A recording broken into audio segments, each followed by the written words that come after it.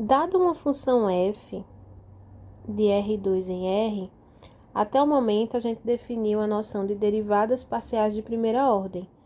Então, a gente tinha derivada de f em relação a x num ponto x0, y0, e a derivada de f em relação a y no ponto x0, y0, dada pelos limites. Que aqui, essas taxas de variações, elas eram calculadas nas direções do eixo x ou do eixo y, ou seja, na direção do vetor da base canônica i igual a 1, 0, ou j igual a 0, 1. Então, nesse vídeo, a gente vai ver como definir uma noção geral de derivada, que é de derivada direcional, em que eu estou calculando uma taxa de variação na direção de um vetor qualquer. Essa definição, ela pode ser feita através de limite, mas a que vocês vão usar para, em geral, calcular os exemplos é a seguinte. A gente define a derivada direcional de uma função f de duas variáveis na direção de um vetor unitário u com coordenadas AB por derivada de f em relação a x vezes a primeira coordenada de u mais derivada de f em relação a y vezes a segunda coordenada de u. Isso a gente pode representar pelo produto interno entre o vetor das derivadas parciais de f e o vetor u, que tem coordenadas AB. Esse vetor das derivadas parciais é chamado de vetor gradiente, e no próximo vídeo a gente detalha um pouco mais as propriedades dele. Então, a gente vai ver agora o primeiro exemplo, em que eu quero determinar a derivada direcional da função xy ao cubo menos x ao quadrado no ponto 1, 2, na direção do vetor unitário dado pelo ângulo θ igual a π sobre 3. Então, eu estou aqui com R2. O ponto que eu estou considerando é o ponto com coordenadas 1, 2. E o vetor U está na direção do vetor unitário de ângulo, que forma um ângulo de π sobre 3. A gente sabe que se eu tenho aqui um vetor U, então aqui embaixo e aqui um ângulo θ, então esse cateto oposto a θ corresponde ao seno de θ e o cateto adjacente corresponde ao cosseno de θ. Então, apesar da questão não ter deixado isso explícito, a gente vai ter que as coordenadas do vetor U são dadas por, como θ é π sobre 3, vai ser dado por cosseno de π sobre 3, seno de π sobre 3. Aqui, se a gente calcular a norma, isso dá a raiz quadrada do primeiro termo ao quadrado, mais do segundo termo ao quadrado, que como seno ao quadrado mais cosseno ao quadrado dá 1, isso aqui dá 1. Então, de fato, o vetor é um vetor unitário, tá?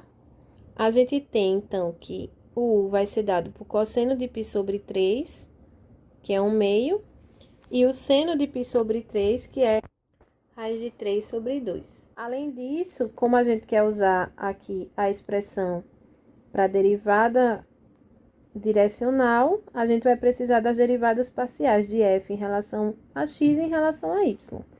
Então, a gente vai ter que a derivada de f em relação a x é dado por y ao cubo menos 2x, e a derivada de f em relação a y é dado por 3xy ao quadrado.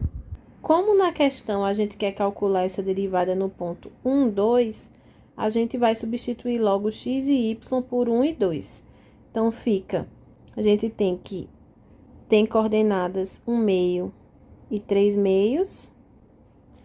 A f em relação a x no ponto 1, 2 vai ser dado por 2 ao cubo menos 2 vezes 1, que fica 8 menos 2, que dá 6, e a derivada de f em relação a y no ponto 1, 2 é dada por 3 vezes 1 vezes 2 ao quadrado, que fica 3 vezes 4, que é 12.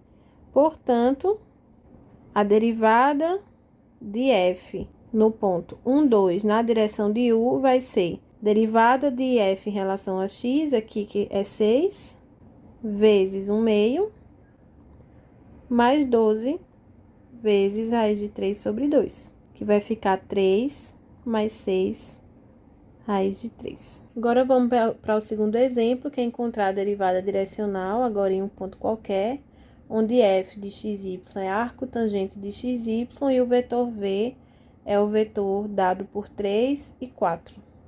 Então, a primeira coisa que a gente tem que observar é se esse vetor v ele é unitário ou não. Então, qual é a norma do vetor v aqui? A norma desse vetor é raiz quadrada de 3 ao quadrado, que é 9, mais 4 ao quadrado, que é 16, dá a raiz de 25. Então, v não é unitário. Para a gente pegar ele unitário, a gente pega o versor. Então, a gente vai considerar o vetor u como sendo o vetor v dividido pela norma de v.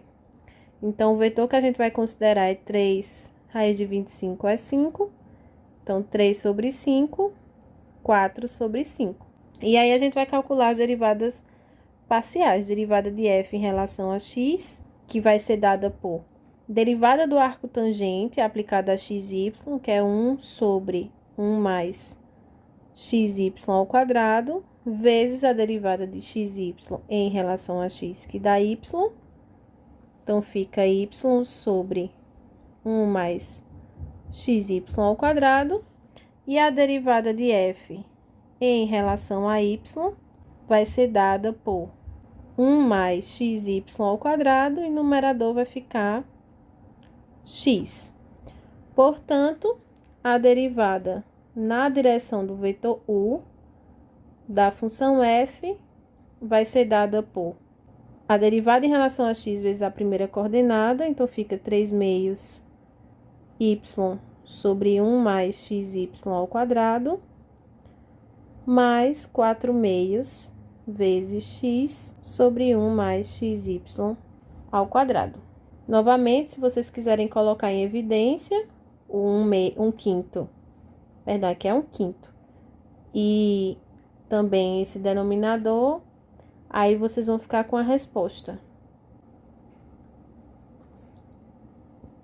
E aí, no próximo vídeo, a gente vai ver com mais detalhes quais são as propriedades desse vetor das derivadas parciais, que é chamado de vetor gradiente.